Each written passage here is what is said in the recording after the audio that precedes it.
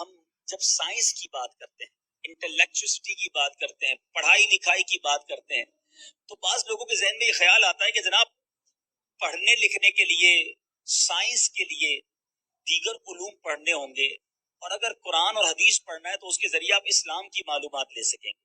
حالانکہ یہ بہت بڑی غلط فہمی ہے۔ الحمدللہ قرآن مجید فرقان حمید ہر طرح کے لوگوں کے لیے مشعل راہ ہے، گائیڈنس، لائن آف گائیڈنس ہے۔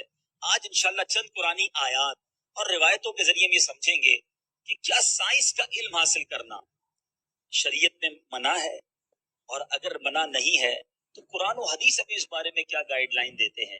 میرے پیچھے اسلامی بھائیوں، تفسیر صراط الجنان میں، قرآن پاک کی تفسیر میں ہے کہ علم جغرافیہ اور سائنس کا علم حاصل کرنا بھی کار ثواب ہے، جبکہ اچھی نیت ہو، جیسے اسلام اور مسلمانوں کی خدمت یا اللہ تعالیٰ کی عظمت کا علم حاصل کرنے کے لیے، لیکن شرط یہ ہے کہ اسلامی عقائد کے خلاف نہ ہو۔ گویا اچھی نیتوں کے ساتھ سائنس کا علم حاصل کرنا یہ بھی کار ثواب بن سکتا ہے۔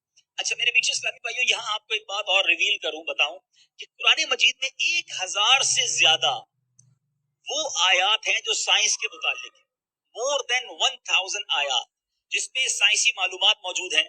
قرآنی تعلیمات کے ساتھ موازنے کے لیے صرف تسلیم شدہ سائنسی حقائق کو ہی پیش کیا جاتا ہے۔ سبحان اللہ، اللہ تبارک و تعالیٰ قرآن مجید فرقان حمید میں کس پیارے انداز میں ارشاد فرماتا ہے، سنیے اور اپنا ایمان تازہ کیجئے۔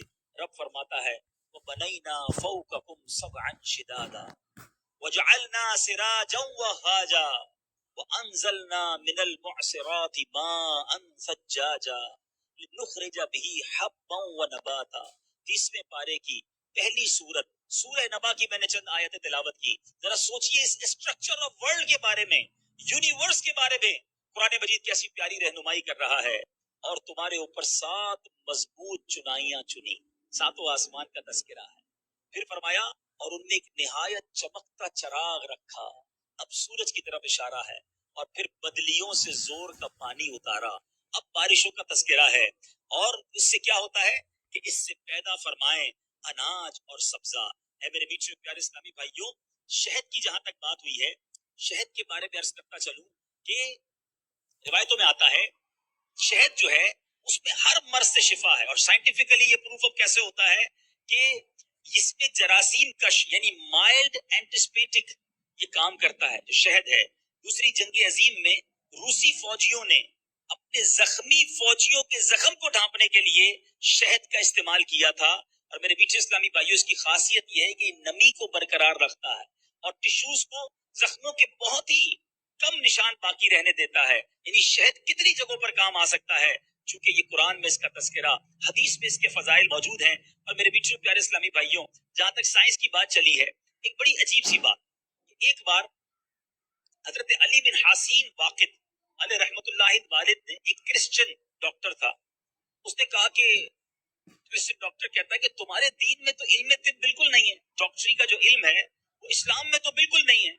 انہوں نے جواب دیا کہ ہمارے پیارے آقا علیہ الصلوۃ والسلام نے سارے کا سارا علم طب، ساری ڈاکٹری جو ہے قرآن پاک کی اس ایک آدھی آیت سے بتا دیا ہے۔ اب وہ آیت کون سی ہے؟ قرآن پاک کی آیت سنیے۔ اب ڈاکٹر جو موجود ہے نا وہ اس بات کو ایڈمٹ بھی کریں گے۔ قرآن پاک میں رب فرماتا ہے، 8ویں پارے کی آیت ہے وَكُلُوا وَاشْرَبُوا وَلَا تُسْرِفُوا۔ قرآن کہتا ہے کھاؤ پیو اور حد سے نہ بڑھو۔ ایک لمیٹڈ جو ہے اگر آپ کی خوراک ہو تو آپ ساری زندگی صحت مند رہ سکتے ہیں۔ کہتا ہے اچھا ٹھیک ہے، قرآن میں تو ہے، تمہارے نبی نے بھی کوئی بات کی ہے؟ ہاں سنیے، میرے آقا کی حدیث سناتا ہوں۔ انہوں نے حدیث سنائی، پیارے آقا علیہ الصلوۃ والسلام نے فرمایا، فرماتے ہیں میدا ساری بیماریوں کا گھر اور پرہیز سارے علاجوں کا سر ہے۔ جو میدا ہے وہ ساری بیماریوں کا گھر ہے، اور پرہیز جو ہے وہ سارے علاجوں کا سر ہے، اور بدن کے ہر حصے کو اس کا حق دو۔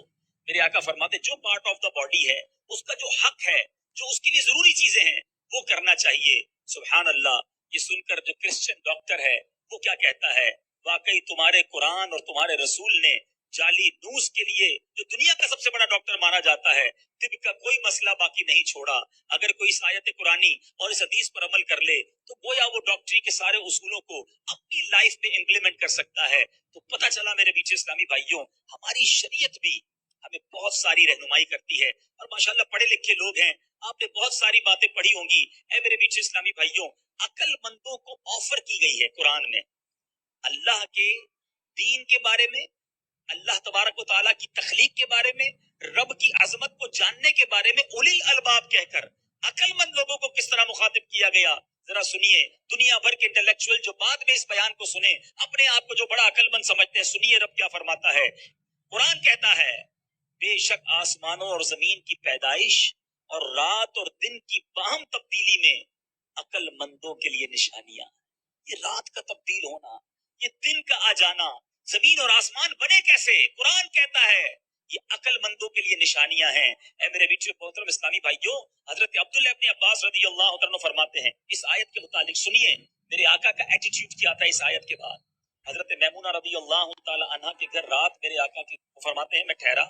حضرت عبداللہ ابن مسعود کہتے ہیں سرکار دو عالم صلی اللہ تعالی وسلم بھی وہیں آرام فرما رہے تھے، جب رات کا تہائی حصہ گزرا تو نبی پاک علیہ الصلوۃ والسلام بیدار ہوئے، پھر آسمان کی طرف نظر اٹھا کر ان آیات مبارکہ کی تلاوت فرمائی کہ اللہ کی اس زمین و آسمان کی پیدائش، رات اور دن کی تبدیلیوں میں عقل مندوں کے لیے نشانیاں ہیں، یہ میرے آقا نے تلاوت فرمائی۔ ایک روایت میں ہے کہ تلاوت کے بعد میرے آقا نے کیا فرمایا، فرماتے اس پر افسوس ہے جو یہ آیت پڑھے اور اس پہ غور نہ کرے۔ اسلام دعوت دیتا ہے، قرآن دعوت دیتا ہے کہ دیکھو ہم نے کیسے دنیا کو بنایا اور کس پیارے انداز میں بنایا۔ اے میرے میٹھے پیارے اسلامی بھائیوں، مگر آج ہمارا حال کیا ہے؟ آج مسلمانوں کی اکثریت کا حال یہ ہے کہ کائنات میں غور و فکر کرنے کا ٹائم کس کے پاس ہے؟ آج کس طرح کی زندگی گزار رہے ہیں؟ اللہ تبارک و تعالیٰ کے کمال، رب کی معرفت، رب کی عظمت کی طرف دھیان دینے کا ٹائم کس کو ہے؟ آج تو علم کی حد یہ رہ گئی ہے کہ بھوک لگی تو کھانا کھا لیا، پیاس لگی تو پانی پی لیا، کام کاج سے تھک گئے تو سو گئے، اگر انسان کو تب شہوت نے ستایا تو حرام و حلال طریقے سے اپنی اس پیاس کو بجھا لیا۔